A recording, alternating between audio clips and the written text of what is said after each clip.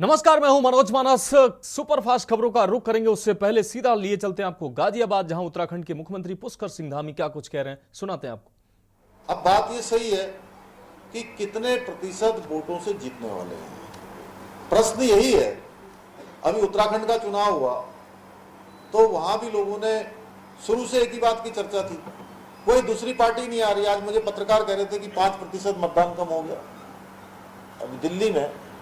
तो मैंने कहा भाई, मतदान प्रतिशत कम हुआ है, लेकिन भारतीय जनता पार्टी को उतने ही मत मिलने वाले थे जितने पहले मिले हैं, उससे बढ़कर मिलने वाले हैं, क्योंकि सामने कोई पार्टी नहीं है, उनके मत वाले आ ही नहीं रहे हैं। इतनी हताशा निराशा है। इसलिए हमारे व्यापारी भाइयों का ऐसे समय में और जिम्मेदारी बढ़ जाती है कि मतदान का जो प्रतिशत है उसको फिर लोग कहीं नेगेटिव तरीके से लेना शुरू कर देते हैं कि मतदान गिर गया।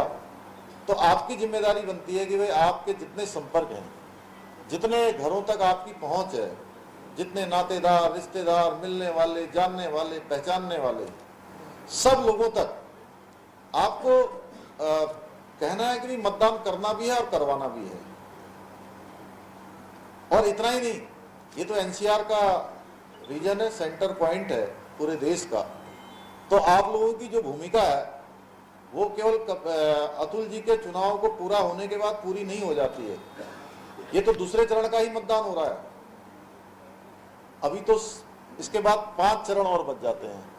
तो इन 5 चरणों में देश भर में जहां भी आपका संपर्क है, जहां भी आपके जानने वाले लोग हैं, पहचानने वाले लोग हैं, व्यापार से जुड़े हुए लोग हैं, सबको कहना है कि मोदी जी के साथ सबको खड़ा होना है, मोदी जी के साथ कदम से कदम मिलाने हैं। और जो विकास की यात्रा पे देश आगे बढ़ चुका है, उस यात्रा को कहीं भी रुकने नहीं देना, कहीं भी स्पीड ब्रेकर उसमें नहीं लगने देना। ये हम सबका दायित्व है।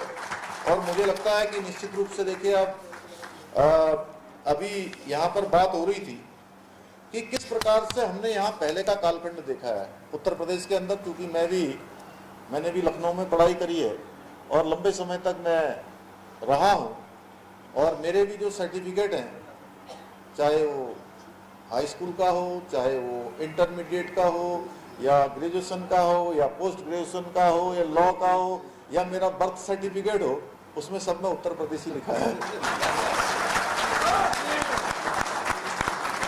तो उत्तर प्रदेश में हमने देखा,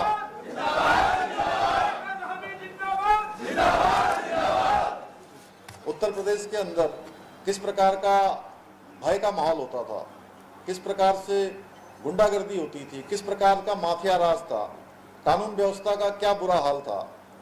वो सारी की सारी आज आदरणीय प्रधानमंत्री मोदी जी के नेतृत्व में और आदरणीय योगी जी के नेतृत्व में देश के अंदर पटरी पर आया है। कानून व्यवस्था की स्थिति आज पूरी तरह से एकदम कंट्रोल में आ गई, नियंत्रण में आ गई, और माफियाओं का अंत हो गया। माफियाओं को आपने देखा, या तो वो अगर जेल में है या जेल में नहीं है तो कहीं और है। तो इस प्रकार की स्थिति है। व्यापारी को क्या चाहिए? व्यापारी को एक सुरक्षित माहौल चाहिए, एक सुरक्षा चाहिए, हर प्रकार से एक अच्छा वातावरण चाहिए। वो वातावरण यहाँ निर्मित हो रहा है। ग्लोबल इन्वेस्टर समिट हुई है तो उसका सर्वाधिक लाभ इसी एनसीआर रीजन को मिल रहा है और पूरे उत्तर प्रदेश को मिल रहा है। हमने भी उत्तराखंड में ग्लोबल इन्वेस्टर समिट किया था। हाँ, ये जरूर है कि उत्तराखंड राज्य के हिसाब से बहुत बड़ा एमओयू वहाँ भी हुआ।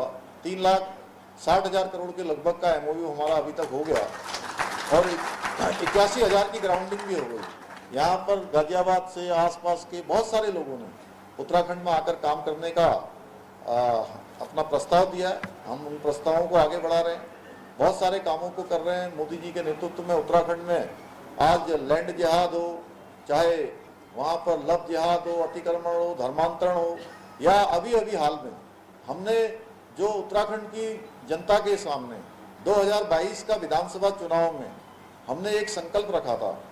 हमारी पार्टी का जो संकल्प प्रस्तुत हुआ था मोदी जी के नेतृत्व में कि हम नई सरकार के गठन होते ही उत्तराखंड में समान नागरिक संहिता यूसीसी का विधेयक लाएंगे। तो भाइयों बहनों, मुझे आप सबको बताते हुए खुशी है कि हमने वो विधेयक विधानसभा में पारित कर दिया। माननीय राष्ट्रपति महोदय ने भी उस पर अपनी स्वीकृति हमको दे दी है। और एक्ट बन गया है और जल्दी वो हमारा एक्ट जो है उत्तराखंड में काम करना शुरू हो जाएगा। इस अवसर